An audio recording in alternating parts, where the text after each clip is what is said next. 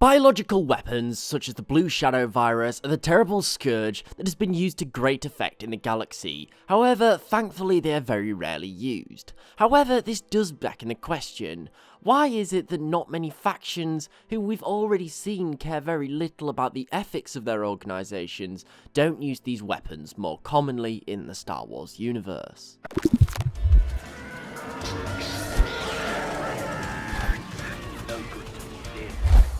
Now, there are many reasons why the use of biological weapons is inherently wrong. However, for this video, we want to be focusing more on the practical reasons that are stopping the Star Wars factions from developing and using these weapons. And first of all, we have probably the biggest reason, which is the political ones.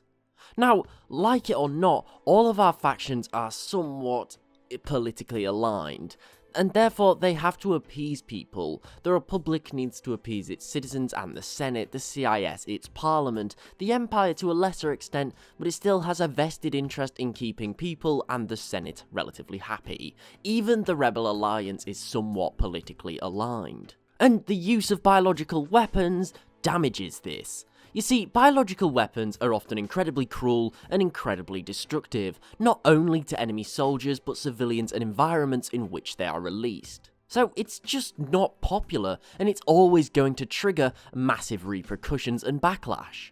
For example, if a company such as the Techno Union in the Clone Wars funded a biological weapon and news got out, that would be a PR nightmare. Sure, funding the Clone Wars was bad, but that had a legitimate backing from planets and senators.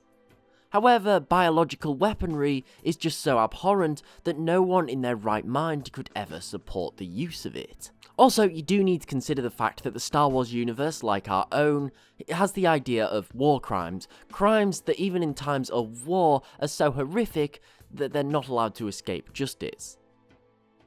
And to use these kinds of indiscriminate weapons would almost definitely get you standing before a jury in no time. Even if your side did win the war, you could still be held accountable for the deaths of the innocent people who you killed using them. Again, people like the CIS Council knew this, and even though they were at war, they knew it was better to avoid anything that they could be directly linked to. I mean, when you think about it, whenever the Separatists did commit war crimes, a lot of the time they used droids to commit the actual order, meaning that there was somewhat of a proxy there, and a scapegoat to stop them from being accountable for it. However, we also need to consider the sheer amount of resources it takes to create these weapons. You need scientists, who are likely very highly monitored due to the knowledge and very difficult to get access to. Also, making super biological weapons, for example something that targets a specific species, would be incredibly expensive to both produce, test, and distribute. And finally, we have the big thing, which is time. Biological discoveries are seldom made quickly. It could take years, even possibly decades, to come up with a perfect biological weapon capable of targeting something like a specific species or DNA strand.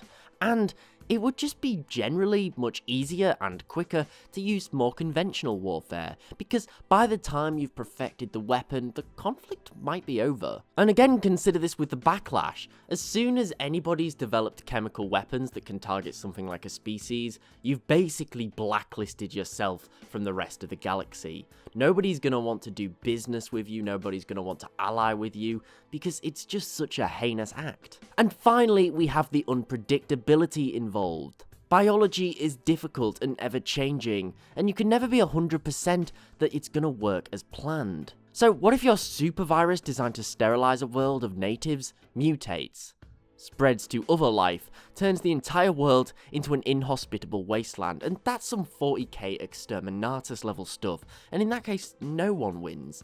You've destroyed a planet, and at that point, you've just robbed yourself of a real victory. What you're left with is an inhospitable wasteland or a super virus that you just can't use. And realistically, it's not the sort of thing that you want to leave in storage.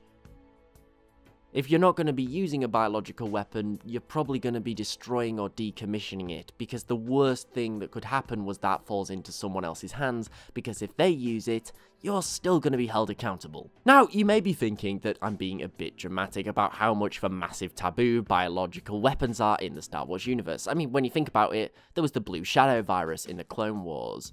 However, we do need to remember that this was probably Sidious's entire plot to be discovered by the Republic to further villainify the CIS and increase his own power base. I mean, let's look at something else, the sterilization of Geonosis, and this was done by the Empire, and they had to wait 10 years before they could actually use it. Now, this may have been because they didn't feel comfortable using it early on in their rule, or maybe it just took this long to perfect the biological weapon. But even when they did eventually use it and destroy Geonosis' native species, they still kept it hidden. And the Empire was an autocracy with absolute power, but even they knew that they couldn't justify the use of these biological weapons, and I think secretly they feared the repercussions if people found out about it.